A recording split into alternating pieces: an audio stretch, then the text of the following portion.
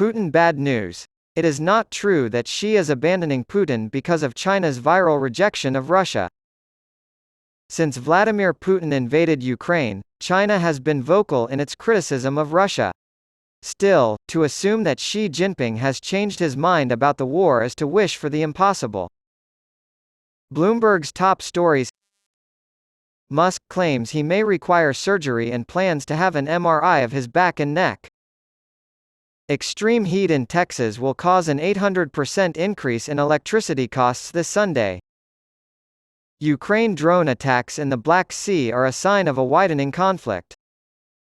An HSBC executive has called the United Kingdom weak for supporting the United States against China. Netanyahu wants to alter judicial appointment procedures, pulls plug on reform. On Friday, Chinese officials issued a rare reprimand after a group of Chinese nationals, including a well-known video blogger, were turned away from a border crossing between Kazakhstan and Russia. Over the weekend, a video showing Russian border officials searching through suitcases went viral on Chinese social media, with one traveler commenting that he was treated like a criminal. The Chinese embassy in Russia said in a WeChat post that Russia's brutal and excessive law enforcement activities in this incident have seriously violated the legitimate rights and interests of the Chinese citizens. It was harsher than usual, but that doesn't mean Beijing is making any major policy changes. Since Russia's invasion, China has tried to find common ground with Russia on issues like nuclear weapons and attacks on civilians, despite Xi consistently supporting Putin's reasons for going to war, in part because Beijing sees the United States and its allies strengthening ties with Taiwan. Henry Wang Weiyao, the founder of the Center for China and Globalization in Beijing, claims that the incident demonstrates the complexity and nuance of relations between China and Russia, which are often misunderstood in the West.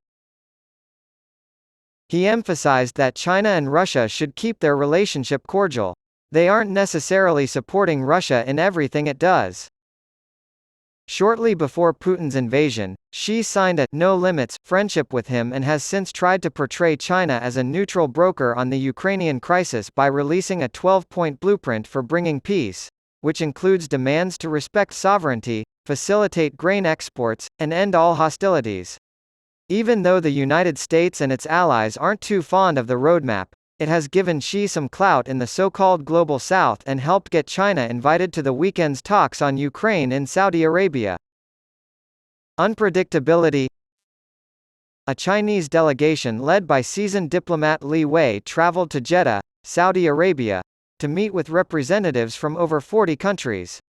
While little came of the talks to actually end the war or roll back Russia's territorial gains, they did demonstrate Xi's success in countering U.S. efforts to isolate Beijing because of its relationship with Russia. Putin's decision to end a deal that allowed grain exports through the Black Sea has disrupted food supplies all over the world, including China. That, however, is only part of the problem, as senior fellow at Singapore's S. Rajaratnam School of International Studies Raffaello Pantucci explains. The long-term nature of the conflict is unpredictable, he said, and that is still the biggest problem. While Beijing may welcome the diversion of Western attention away from China, the war nonetheless causes global instability. Although China's trade ties with Russia far outweigh those with Ukraine, China has made some economic overtures to Ukraine.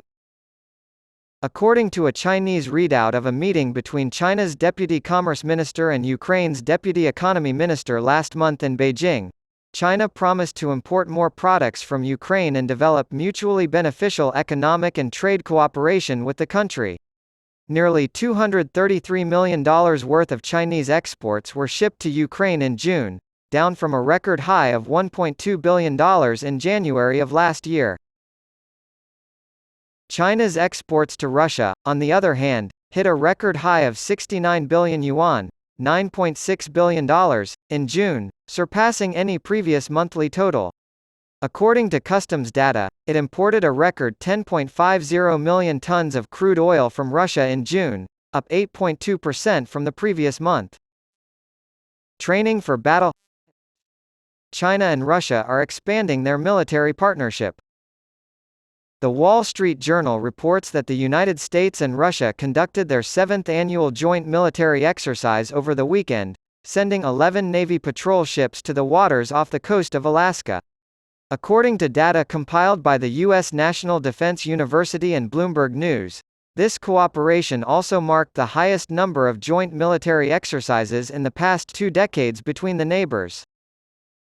But Xi isn't afraid to retaliate against Russia if it threatens his domestic standing or makes him appear weak. Many Chinese netizens are still not convinced that Russia is worth the hassle Washington and its allies are giving Beijing over the recent border incident. Nearly 50 million people used a hashtag discussing China's reaction to the incident on Weibo, China's version of Twitter, making it one of the top 10 most searched topics at one point.